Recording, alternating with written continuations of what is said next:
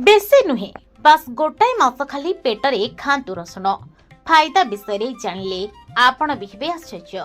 रसुण आमर नित्य व्यवहार जिनिस। आमे याको प्राय प्रत्येक पनिपरिबा एवं डाली रे व्यवहार करू। या सहित अन्य समस्त रेसिपी रे मध्य रसुणर बहुल व्यवहार करा जाए। यह केवल स्वाद एवं सुगंध आनी थाए ता नुहे बरं स्वास्थ्यर एक भंडार मध्य देई थाए। रसुण रे मिलुथिबा गुण शरीर पई आश्चर्यजनक कार्य करिपारे। अनेक लोक रसुणर स्वास्थ्य लाभ को हालुका भाव नियंती जहा कारण से यार पर्याप्त लाभ उठाई पारती नहीं। रसुण स्वास्थ्य पई एक वरदान ठारू कम नुहे। जदि आपण प्रतिदिन सकाळे खाली पेटरे 3 कोला रसुण खाती तेबे आपणको शरीर रे एपरि परिवर्तन घटे जहा आपण कल्पना मध्य करि परिबे नाही।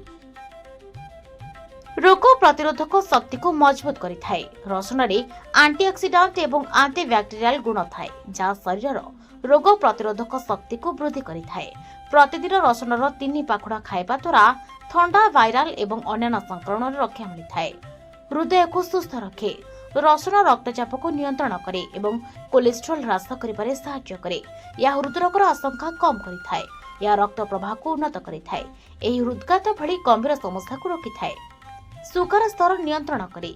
रसुण मधुमेह रोगी औषध ठारू कम नुहे। यह शरीर में इन्सुलिन संतुलित करे एवं रक्त शर्करा स्तर नियंत्रण करिबारे सहायता करिथाए। मस्तिष्क को तीक्ष्ण एवं सक्रिय रखे। रसुण रे थिबा एंटीऑक्सीडेंट मस्तिष्क कोषगुड़ी को सुरक्षा दिए एवं स्मृति को मजबूत करे। यह चाप एवं चिंता ह्रास करिबारे मध्य सहायक। हाड़ को मजबूत करे। रसुण रे कैल्शियम एवं सल्फर यौगिक थाए जहा हाड़ को मजबूत करिथाए।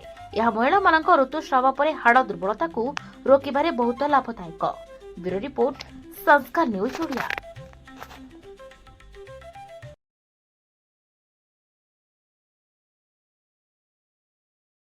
आपण देखुछन्ती संस्कार टीवी ओडिया 24/7 आपन को सेबारे।